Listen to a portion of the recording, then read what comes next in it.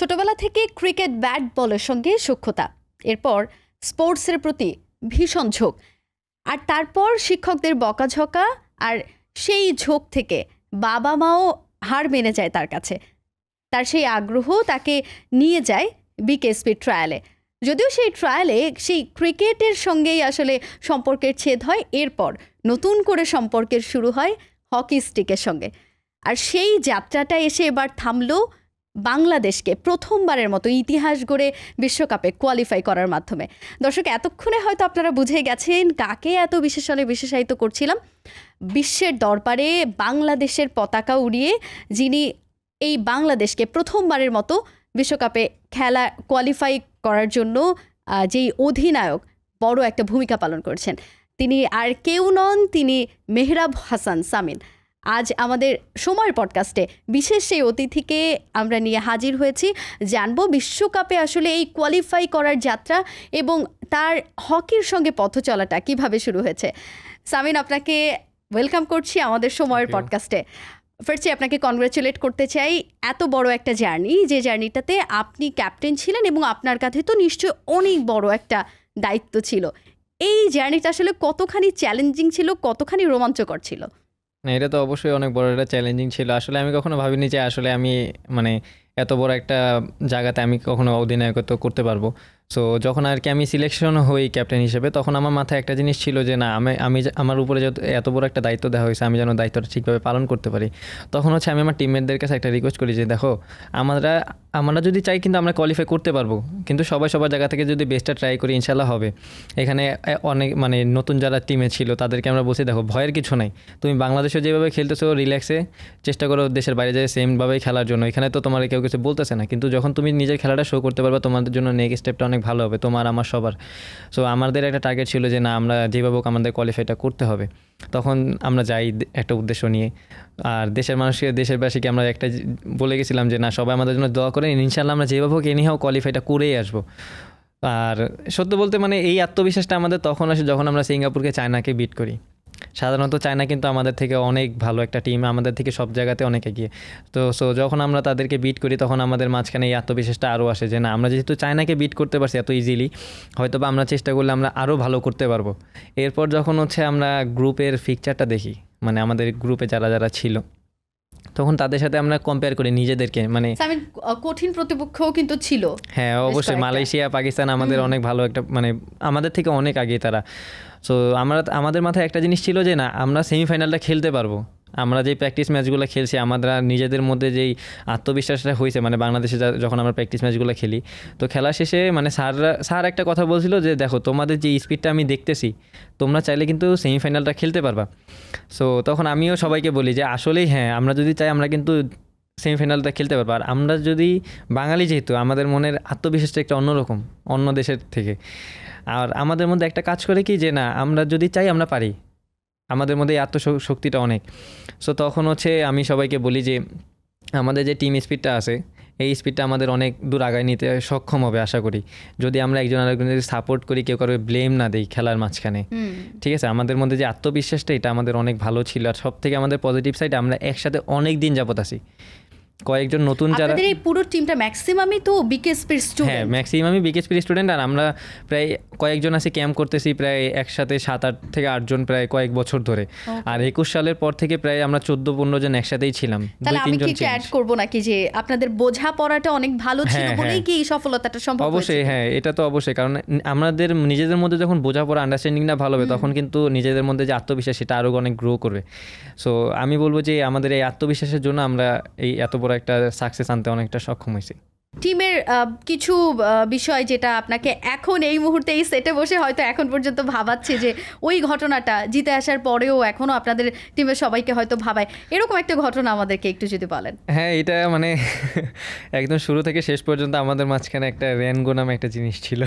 ওকে, ওর বিষয়টা আমরা সবসময় আর কি, আমাদের মধ্যে যখনই কেউ আমরা সিরিয়াস হয়ে যেতাম অনেক বেশি, তখন ও এমন কিছু একটা বলতো যেটা আমাদের মধ্যে ফানি লাগতো, তখন আমরা সবাই হেসে দিতাম। এটা রিফ্রেশমেন্ট হিসেবে কাজ করতো অনেক। এরপরে ওর একটা সাউন্ড বক্স ছিল JBL। ওকে, তো ও আমার ও নিজে থেকে জিনিসটা কিনে জাস্ট খালি গান শোনার জন্য। তো আমরা ওকে বলছি যে এত টাকা দিয়ে কেন এই জিনিসটা নিলি, আমরা তো এত টাকা ইনকাম করি না, হুম। এত টাকা নেই। ওর কথা যে ভাই আমি এই বক্সটা কিনছি আমি সাকসেস হবো, এখন মানে ওর বক্সটাও সাকসেস হয়েছে। যখন আমরা সিঙ্গাপুরে থাকি তখন ও বক্সটা নেয়, তো আমরা সিঙ্গাপুরে চ্যাম্পিয়ন হইলাম। হ্যাঁ, এরপরে হচ্ছে যখন আমরা এইখানে কোয়ালিফাইটা করি তখন ও আইসা আবার বলতেছে দেখছেন আমার বক্সটা আজকে সাকসেস। ওর বক্সটা তখন এই এতটুকু জায়গায় সাকসেস, কিন্তু যখন আমাদের বিফ টেস্ট আসে তখন ওর বক্সটা সাকসেস না, কারণ ও মাঠে নিয়ে যায় না বক্সটা, কারণ বক্সটা দিলে তার তখন সারা বিফ টেস্ট নিবে। তো যেই কারণে হচ্ছে ওইটাই তখন একটু হাইডে থাকে। এটা হচ্ছে মানে ওর এই বিষয়টা আমাদের কাছে খুব মজার। আর এরপরে হচ্ছে আমাদের যে গোলকিপার নয়ন, আচ্ছা, ওর কিছু কিছু কারুকার্য ছিল যেটা অন্যরকম। ও হুটহাট করে এমন কিছু বলে যেটা আসলে মানে ফানির থেকেও ফানি। আসলে এটা আমাদের টিমেরও কোনো কিছু না বা বাইরেরও কোনো কিছু না। ও যে কী দিয়ে কীভাবে কী বলে আমরা মাঝে মধ্যে কনফিউশন হয়ে যায় আসলে কি এটা কোনো কিছু। ও আমাদের 17 জনকে কনফিউশন করে দেয় ওর একটা কথায়, মানে একটা মজার মজলিস চলতেছে, ও এমন একটা কথা বললো আমরা চুপ, এরকম একটা বিষয়। সামিন, যেটা বলছিলেন যে এরকম একজন দুজন থাকে যারা আসলে টিমটাকে পুরো মোটিভটা চেঞ্জ করে দেয় বা সার্কামস্টেন্সটা চেঞ্জ করে দিতে হেল্প করে।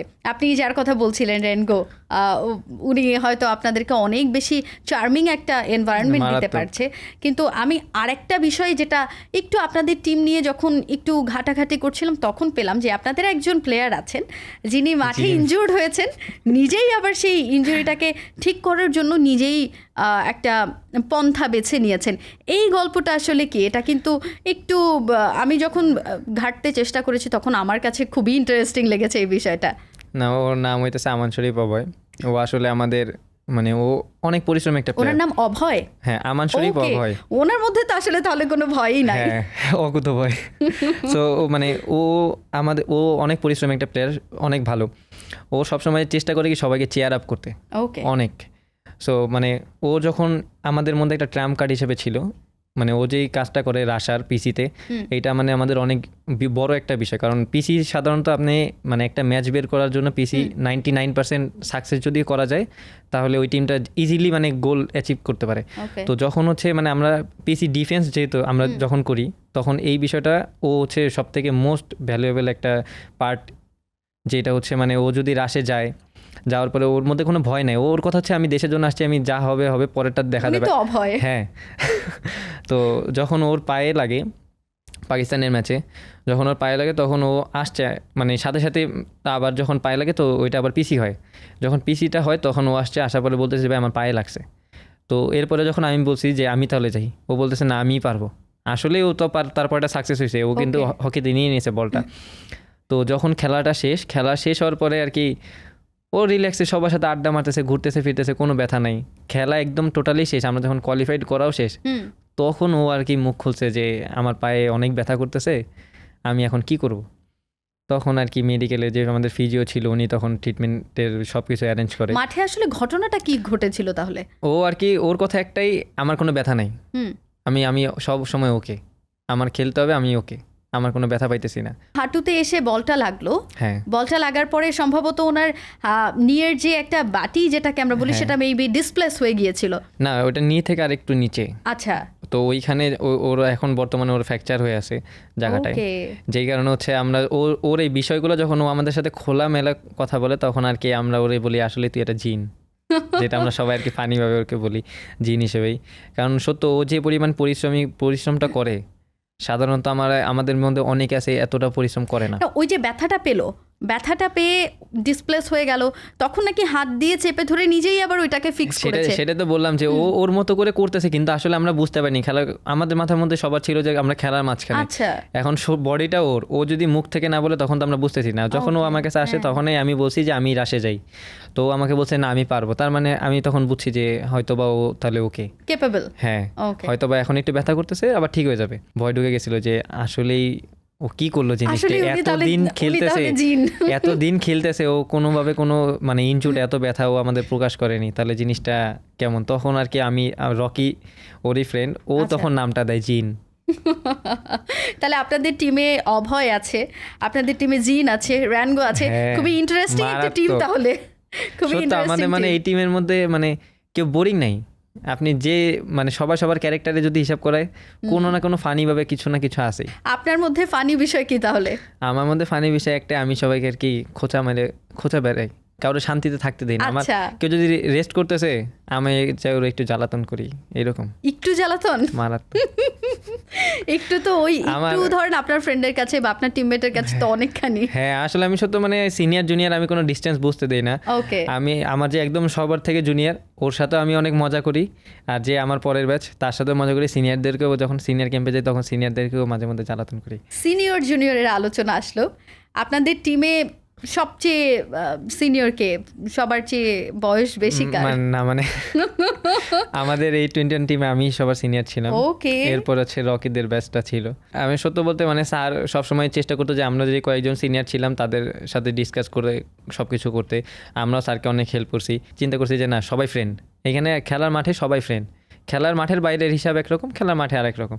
সো একদম সিনিয়র মানে আমি আমার পর থেকে যারা ছিল একদম জুনিয়র পর্যন্ত, জুনিয়র সবার জুনিয়র ছিল ওভি, তো ওরেও যেইভাবে জ্বালাতন করছি আমার মানে ওদের যে সিনিয়র আছে একজন একজন করে সবাইকেও সেম জ্বালাতন করছি। মানে আমার কথা সবসময় একটু চিল মুডে থাকি, একটু চিল মুডে। হ্যাঁ, আচ্ছা, তাহলে যেন আর কি boring না বলতে পারি থাকি। যে ক্যাপ্টেন চিল মুডে থাকে সব সময়, চিল ক্যাপ্টেন বলাই যায় না? একেবারে এটা হচ্ছে সত্য বলতে, তার কারণ একটাই যে আমরা যখন ফানি থাকবো, কারণ আপনি যখন একটা জিনিস নিয়ে বেশি চিন্তা করবেন তখন কিন্তু আমরা ওভার থিঙ্কিং হইতে হতে আপনি জিনিসটা থেকে বের হয়ে যাবেন।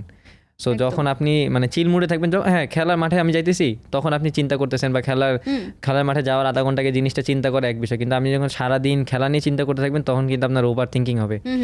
তখন আপনি যখন মন থেকে জিনিসটা করতে পারবেন না তখন কি আপনি নিজের প্রতি স্যাটিসফাইড হবেন না।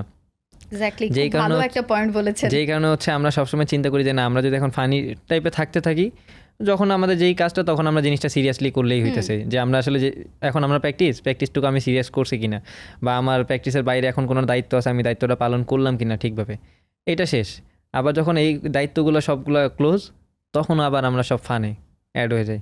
ওকে সামিন, এইবার আমি একটু আপনার কাছে জানতে চাই যে আপনি খুলনার ছেলে, এই যে খুলনা থেকে ঢাকায় বিকেএসপিতে, এরপর একেবারে বিশ্বের বিভিন্ন কান্ট্রিতে গিয়ে খেলা, কঠিন প্রতিপক্ষের সঙ্গে খেলা, হকিতে আসলে আশাটা কি করে? আমি একটা ইন্ট্রো দিচ্ছিলাম, ইন্ট্রোতে আমি একটু আপনার এই গল্পটা বলছি, এই গল্পটা দর্শকদের জন্য আপনি একটু যদি বলেন। হকিতে আমার আসার যখন আমি মানে প্রথম বিকেএসপিতে ট্রায়ালে যাই, আমার যে বড় ভাইয়ের একটা কোচ ছিল ওনার নাম রনি, তো রনি ভাইয়া উনি আমাকে বিকেএসপিতে নিয়ে আসে, যেহেতু আমি শুরু থেকেই খেলার প্রতি অনেক পাগল ছিলাম, যেটা সত্য।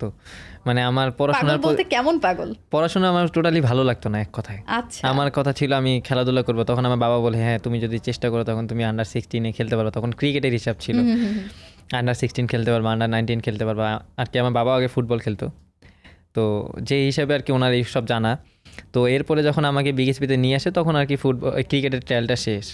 তো আমার উনি তখন বলছে যে মানে আপনি এলেন ক্রিকেটের জন্য ট্রায়াল দিতে, হ্যাঁ। কিন্তু ক্রিকেটের ট্রায়াল দিতে পারলেন না। না। ওকে, তো এরপর হচ্ছে Interesting. তো আমার যে আমাকে যে নিয়ে আসছিল রনি ভাইয়া, তো উনি আমাকে বলতেছে তাহলে সামিন এটা চেষ্টা করো, হকিতে ট্রায়াল দাও, কারণ হকি তো সারাক্ষণ দৌড়ের খেলা, তুমি তো দৌড়াদৌড়ি করোই, তোমার তো অভ্যাস আছে। তো আমি বললাম আচ্ছা ভাইয়া ঠিক আছে তাহলে আমি ট্রায়ালটি করি। তো ওইখানে যে ট্রায়ালটা ছিল ওইখানে যেমন বল থ্রোটা আমি স্কুলেও যেই স্পোর্টস হয় তখন ওইখানেও বল থ্রো ছিল, তো আমি এটাতে অভ্যস্ত। তারপর হচ্ছে 40 মিটার রান, শাটেল রান, এগুলো তো অভ্যস্ত। তো এইগুলো যখন এক্সাম দিই, তো এক্সাম দেওয়ার পরে আমি 7 দিনে সিলেকশন হই। এরপর আস্তে আস্তে হকিতে মানে আমার বাবার ইচ্ছা ছিল আমি মেরিন ইঞ্জিনিয়ার হব। তো যখন আর কি দেখে যে হকির ফিউচারটা ওইরকম নাই, তখন তারা বলে যে তুমি তাহলে চলে আসো পড়াশোনা করো। আমার বাবা একটা টাইমে এটাও বলছে যে আমি মনে হয় একটা লাইফে বড় ভুল ডিসিশন নিলাম তোমাকে বিকেএসপিতে দিয়ে। আর তখনই আমি আমার বাবাকে বলি যে আসলে তুমি ডিসিশন নিয়েছো ভুল, এখন আমি যদি আসার পরে আমি যদি পড়াশোনা করতে পারবো কিনা এটা কি কোনো গ্যারান্টি আছে? তুমি তো দিতে পারবা না। তখন বললো যে তাহলে তুমি কি চাও? আমি বললাম বাবা আমি বিকেএসপিতেই থাকি, এখানেই থাকি, চেষ্টা করি, দেখি কতটুকু কি করা যায়, যদি না হয় তারপরে আমি হার মেনে যাবো তোমার কাছে। তো এরপরে জিনিসটা শোনে আমার বাবা তখন বলে আচ্ছা ঠিক আছে তুমি কন্টিনিউ করো। তারপর থেকে আমি কন্টিনিউ করি, আর তখন আমি বাবাকে আরও বলি যে আমি দেখো আমি একটা দিন আমি ন্যাশনাল টিমে খেলবো। এরপরে যখন ক্লাস 8 পড়ি তখন হচ্ছে প্রিমিয়ার লিগ আসে। তো আমার যে পার্টনার ছিল আলনাইয়ান শুভ, উনি এখন সিনিয়র টিমে আছে। তো উনি আমারে বলে যে সামিন আমাদের সামনে একটা অপরচুনিটি আছে, চল আমরা দুজন চেষ্টা করি। তা আমি বলি ভাই আপনি তো আমার সিনিয়র, আপনি পারবেন, আমি মনে না পারবো। কই না দুইজনই খেলতে হবে। তো আমরা দুইজন শুরু করি। তো যখন টিম সিলেকশন আসে তখন আমি একটা সাইডে চলে যাই ওনাদের ছাইরা, কারণ আমি জানি উনি টিমে থাকবে আমি পারবো না। তো তখন 34 জনের নাম আসে, একদম 34 নাম্বার সিরিয়ালের নামটা ছিল আমার। লাকি 34। হ্যাঁ, তো ওইটা যখন আসে তখন আমি সৌভাইয়ের দিকে তাকালাম যে ভাই আসলেই আমি পারছি। তো উনি আর আমি এক টিমেই ছিলাম। তো ওইখান থেকে আমার ঢাকা মাঠের ফার্স্টে জার্নি শুরু, ঢাকা ওয়ান্ডার্স ক্লাব থেকে। তো এরপর থেকে আমি এখন কোন ক্লাবে খেলছেন? আমি লাস্ট খেলতেছিলাম আবাহনী লিমিটেড। ওকে, জায়ান্ট ক্লাব। হ্যাঁ, তো এইখান থেকে আর কি আমার হকি শুরু। আর সত্য বলতে আমার মধ্যে একটা চ্যালেঞ্জিং ছিল শুরু থেকেই যে আমি বাংলাদেশের ফ্ল্যাগটা বুকে নিব যেইভাবে হোক। আলহামদুলিল্লাহ আমি সাকসেস। এই যে বিশ্বকাপে কোয়ালিফাই করা, সেই কোয়ালিফাইংয়ের যে সিস্টেমটা সেটাও আপনাদের জন্য অনেকখানি কঠিন ছিল, সেখানকার অধিনায়ক আপনি। সো এই বিষয়টা নিজেকে কতখানি রোমাঞ্চিত করে? অনেক অনেক, কারণ হচ্ছে মানে সত্য বলতে এটা একটা হিস্ট্রি বলা যায়। কারণ হকিতে কিন্তু আগে কখনো হকি ওয়ার্ল্ড কাপ খেলেনি আমরা। সাধারণত মানে চ্যাম্পিয়ন্স ট্রফি, তারপরে হকি ওয়ার্ল্ড রাউন্ড লিগ এইগুলোই খেলি, এর বাইরে কিন্তু আমরা খেলি না। কিন্তু আমরা যে এত বড় একটা আসরে যেতে পারবো এটা আমরা কখনো কল্পনা করিনি। সত্যি আমি আর রকি আমরা দুজন এক টিমে আছি বর্তমানে। সো আমরা যখন আলোচনা করি তখন ও আমাকে কোশ্চেন করে, ভাই আপনি কখনো চিন্তা করছিলেন যে আপনি ওয়ার্ল্ড কাপ খেলবেন? আর আমি ওরা বলি যে তুই কখনো চিন্তা করছিলে বাংলাদেশ ওয়ার্ল্ড কাপ খেলবে? বলে না ভাই। তো আমরা দুজনে কনভারসেশনগুলো এরকম করতে করতে হাসি লাগে যে আসলে আমার সত্যি এখনও বিশ্বাস হইতেছে না যে আমি ওয়ার্ল্ড কাপ কোয়ালিফাই করছি বা ওয়ার্ল্ড কাপের আসরে আমরা যেতে পারতেছি। মানে ওইখানে যে ইনভায়রনমেন্টটা আমি সত্য এখন কল্পনা করলে আমার কাছে মানে কান্না চলে আসে এক প্রকার, যে আসলে আমি কি করছি। আমরা যে চাইছি এত মানে এত বড় একটা সাকসেস করতে পারছি, এটা যখন আমি কল্পনা করি তখন আমার অটো কান্না চলে আসে। সত্য এর থেকেও বড় মানে যখন আমরা চায়নার সাথে নামি মাঠে, মানে তখন হচ্ছে আমাদের মানে গ্রুপের লাস্ট ম্যাচ। তো যখন ন্যাশনাল অ্যান্থেমটা হয় তখন সত্য মানে ন্যাশনাল অ্যান্থেমটা গাইতেছে আর আমার চোখ থেকে পানি পড়তেছে যে আসলেই যদি আজকে আমরা জিতি তাহলে আমরা থাইল্যান্ডকে পাবো। আর আমরা যদি থাইল্যান্ডকে পাই তাহলে হয়তো বা আমাদের জন্য অনেক ভালো হবে, ওয়ার্ল্ড কাপ কোয়ালিফাইটা করা পুরো ইজি হবে। কারণ আমাদের যখন আমরা পাকিস্তানের ম্যাচটা লস করি তখন হচ্ছে আমাদের মাথায় প্রেশার আসে যে না এরপরে ম্যাচটা আমাদের ফাইনাল। আমরা সব ম্যাচ এগুলো এইভাবেই নিছি যে মালয়েশিয়ার ম্যাচটা আমাদের ফাইনাল, যদি জিতি তাহলে আমাদের অনেক প্লাস পয়েন্ট, যদি হারি তাহলে আমরা লস করবো, আমাদের জন্য জিনিসটা জানি আরও কঠিন হবে। তো আমি যখন মাঠে নামি তখন আমরা মানে ন্যাশনাল অ্যান্থেম শেষ হবে যখন আমরা কথা বলি তখন হচ্ছে আমি বলছিলাম যে পয়েন্ট লুজ করা যাবে না, হারার কোনো চান্স নেই, জিততে হবে আর নাহলে ড্র, কিন্তু আমরা পয়েন্ট লুজ করবো না। আর সত্য বলতে বাঙালি ছেলেরা একটু মানে এমন টাইপের, কেউ হারাতে না চাইলে ওদেরকেও হারাইতে পারে না। এটা সত্য, অন্যরকম একটা মনোবল এটা। তো আমি ওদেরকে বলি তখন ওরাই বলছে যে ভাই ঠিক আছে আমরা চেষ্টা করব, চলেন আজকে আমরা জিতবই। সো সত্য আমাদের মালয়েশিয়ার ম্যাচটা জেতার অনেক বড় একটা সুযোগ আসছিল। হয়তো বিশ্বকাপটা আগামী বছর, এক বছর সময় আছে হাতে, এই পুরো বছরটাকে কিভাবে কাজে লাগাতে চান? এইটা কি মানে এখন যেহেতু এতদিন আমরা এশিয়ার টিমগুলোর সাথে খেলছি, এখন এখানে ইউরোপের টিমগুলো থাকবে। সো মানে আমাদের যদি প্র্যাকটিসটা আগে আগে শুরু করা যায়, কারণ এখানে প্রিপেয়ারের একটা বিষয় আছে। এখন খালি ওয়ার্ল্ড কাপ কোয়ালিফাই করছে এটা বলে তো ওখানে তো অনেকগুলো কঠিন প্রতিপক্ষ আছে, ইউরোপের বেশ কয়েকটা কান্ট্রি আছে যেগুলো আপনাদের জন্য ডেফিনেটলি অনেকখানি জিনিসটা কঠিন হবে। সো এখন যদি আমি চিন্তা করি যে না আমার হাতে অনেক সময় আছে, দেখা যাবে অনেক টিমগুলো কিন্তু অলরেডি প্র্যাকটিস শুরু করে দিয়েছে ওয়ার্ল্ড কাপের জন্য, কারণ সব কিছুর একটা প্রিপেয়ারের একটা বিষয় আছে। সো আমরা যদি তাড়াতাড়ি প্র্যাকটিসটা শুরু করতে পারি বা আমরা যদি ইউরোপিয়ান টিমগুলোর সাথে প্র্যাকটিস ম্যাচ খেলতে পারি, কারণ ইউরোপিয়ান টিম কেন বললাম, কারণ হচ্ছে এশিয়ার টিমগুলো কিন্তু আমরা অনেকেই জানি, কারণ এশিয়ার যে 7টা টিম কোয়ালিফাই করছে ওয়ার্ল্ড কাপে, এই 7টা টিমকে কিন্তু আমরা জানি যে এই 7টা টিমের খেলা কীভাবে কী, কিন্তু আমরা কিন্তু ইউরোপিয়ান টিমগুলো থেকে জানি না, বা আমাদের গ্রুপে ইউরোপিয়ান টিম আসবে এটা তো শিওর, যে কোনো একটা টিম বা 2টা টিম আসতে পারে। সো তাদের সাথে তো আমরা হুট করে ম্যাচে নামাই দিলে আমরা কখনোই অত ভালো করতে পারবো না।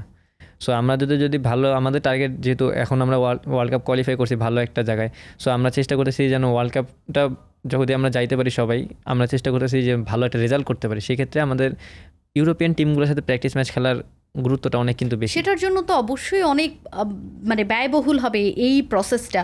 ইউরোপিয়ান কোনো কান্ট্রির সঙ্গে প্র্যাকটিস ম্যাচ খেলতে হলে, খুব ভালো ট্রেনিং করতে হলে ডেফিনেটলি অনেক ব্যয়বহুল এই বিষয়টা। আপনাদের সম্ভবত স্পন্সর নেই আপনাদের এই? না, এইটাই এতদিন ধরে না আমাদের কিন্তু কোনো স্পন্সর ছিল না। এখন তাদের কথা ছিল যে হকিতে কোনো বড় অ্যাচিভমেন্ট নেই।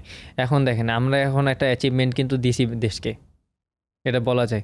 এখন এই অ্যাচিভমেন্টের পরে যদি সবাই আমাদের মানে সাপোর্টে আসে তাহলে জিনিসটা আমাদের জন্য আরও ইজি হবে, আমাদের জন্য কিন্তু আরও আগ্রহ বাড়বে।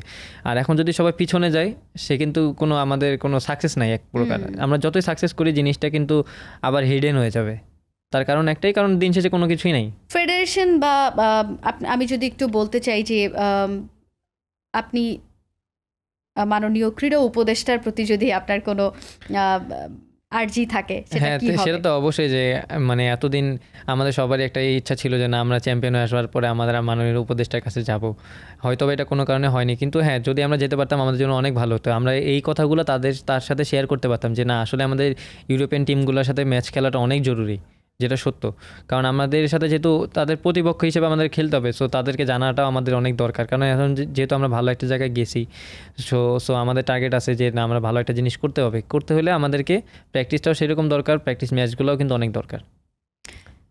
সামিন, এবার একটু আপনার নিজের কথায় যেতে চাই আমি, সেটা হচ্ছে সামনের দিনে লক্ষ্যটা কি হকির উন্নয়নে? আপনি অ্যাজ আ ক্যাপ্টেন আপনার কি মনে হয় আসলে কি করা উচিত? না একটা জিনিসকে হকির উন্নয়ন করতে হলে মানে সব কিছুতে কিন্তু আপনার হেল্প লাগবে, কারণ কখনো একটা ফেডারেশনের যে সভাপতি থাকে সে কিন্তু একা চাইলে পারে না। সো সবাই যদি কন্ট্রিবিউটটা মানে সেভাবে করে যে মানে বা ফেডারেশনে যারা থাকে তারা যদি প্ল্যানগুলো সেইভাবে সাজায় সেক্ষেত্রে কিন্তু অনেক ভালো হবে। যখন আপনি কন্টিনিউয়াসলি একটা খেলার মধ্যে থাকবেন তখন কিন্তু সবার ফিটনেস লেভেল বা খেলার ক্যাপাবিলিটি কিন্তু আরও অনেক ভালো হয়। যখন আপনি ধরেন 2 মাস খেললেন 4 মাস বসা, তখন কিন্তু খেলার ক্যাপাবিলিটিটা যতই আপনি ভালো করতে চান হবে না, কারণ সব কিছু একটা টাইমের বিষয়। সো যখন আমাদের মাঠে রেগুলার খেলা থাকবে সেটা আমাদের জন্য অনেক ভালো হবে। যদি রেগুলার লিগটা হয়, ফ্র্যাঞ্চাইজি আমাদের একবার হয়েছে এখন আর হচ্ছে না, সো যখন লিগ আর ফ্র্যাঞ্চাইজিগুলো ভালোভাবে হবে কন্টিনিউয়াসলি, বা যে ডোমেস্টিক খেলাগুলো আছে এগুলো যখন রেগুলার আসবে তখন কিন্তু আমরা প্লেয়াররা রেগুলার খেলার মধ্যে থাকবো। তখন সিনিয়র জুনিয়রের মানে সিনিয়রদের যে পজিটিভ দিকগুলো আছে সেগুলো জুনিয়ররা জানবে, আবার জুনিয়রদের মধ্যে কোনো কিছু ভালো লাগে সেটা সিনিয়ররা দেখতেছে যে না এই জুনিয়রটা ভালো। সো একটা টিম যখন হয় ন্যাশনাল টিম তখন কিন্তু জিনিসটা অনেক ভালো হবে যে না সবাই খেলার মধ্যে আছে রেগুলার, সবার ফিটনেস লেভেলটা একরকম। সো এই খেলাগুলো যখন রেগুলার আসবে ফেডারেশনে তখন কিন্তু আমাদের জন্য অনেক ভালো হবে। আর সাধারণত বাংলাদেশ লিগটা অনেক হাই কোয়ালিটির একটা লিগ। এইখানে বাংলাদেশের যেই ইউরোপিয়ান প্লেয়ারগুলো আসে, তারপরে মানে এশিয়ার যে প্লেয়ারগুলো আসে এরা কিন্তু অনেক হাই কোয়ালিটির প্লেয়ার। সো এদের সাথে যে খেলার মাধ্যমে আমরা যেই মানে নিজেদের ক্যাপাবিলিটি জানা যায়, এই বিষয়টা কিন্তু আপনি না জানতে পারলে হুট করে কখনো একটা টিমে যদি আপনি হুট করে চলে আসেন এটা কিন্তু কখনোই হবে না।